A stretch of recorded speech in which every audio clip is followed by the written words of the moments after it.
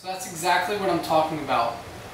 If you look at it, law enforcement, the military, the NRA, they're all teaching basic programs, basic firearms curriculums for you to learn because they have a short amount of time that they need everyone to walk away knowing the same amount of information. Does that make sense? So the amount of training that you're going to get is going to be limited. Now, the basics are called the basics for a reason. Alright, let's look at a knife. Everyone knows how to use a knife for eating dinner, right? So, your entire life, you've cut open boxes, you've cut open those stupid CD cases, which are hard, but you figure it out. You know, you cut your dinner, and it's safe to say that everyone is very proficient in using a knife. Would you agree? Right? So, just because you use a knife every day doesn't mean you know how to fight with a knife. It's two totally different techniques, thought process, everything's different. So, even though you've used a knife almost every single day your entire life, that doesn't mean you know how to fight with it and defend yourself with it. So when we go into the thought process of firearms, you know, here you have all these different people teaching you the basics of how to use a firearm, but have they really taught you how to defend yourself with a firearm? I'm not taking anything away from law enforcement training, military training, the schools that the NRA puts out, and you know, recreational 3-gun shoots and all that kind of stuff. You know, there's just a difference in the thought process of you going to a range and standing in a little cube and doing the same thing, building bad muscle memory for self-defense, and you put yourself in this little box in these other curriculums and shooting schools of well, this is how you have to stand, and this is how you have to hold a gun. This is how you have to move. Well, take a boxer for example, right? If you try to box someone in a street fight, and this is how you punch, and this is exactly how you have to do it. Well, you're taking out so many other weapons and so many other things that you can do because you're trying to box in a street fight. So if you take these same training techniques that you're using for firearms tactics, and everything is robotic and it's always the same and this is the way you have to do it, well, when you get into a self-defense scenario, you're limiting yourself on, one, your thought capability of analyzing a situation, two, how you're actually going to handle the situation, because it's not going to be a cookie cutter perfect thing, and oh, guess what? They shoot back too. You know what I mean?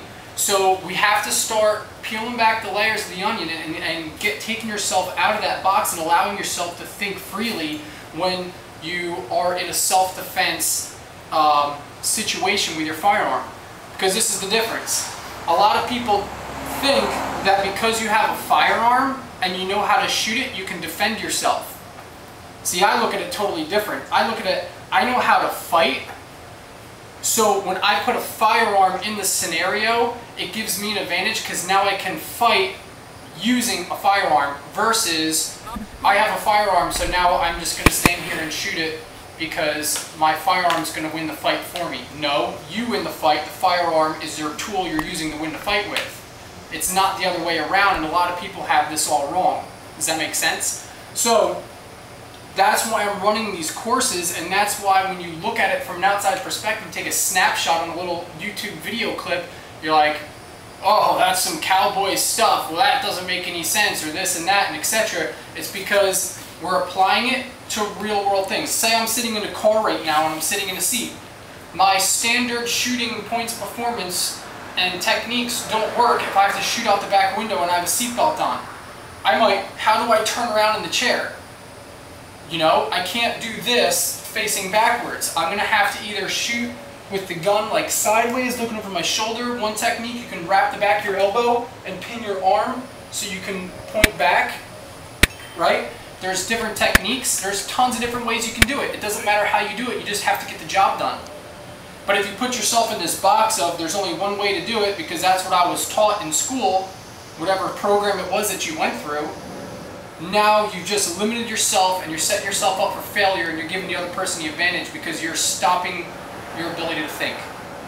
Does that make sense? So that's why we're running these schools, to to open up your guy's mind and let you try different techniques, try doing the same thing but tackling it from different ways and allowing you to think about it, allowing you to communicate, to develop your skills. And this is all based off of your shooting fundamentals, which you learn at cookie cutter schools. I went through cookie cutter schools. I became an expert marksman in rifle and pistol, and I went through a sniper course. And coming out of that, I was like, okay, great, now I have a foundation, so my points of performance are spot on for the most part.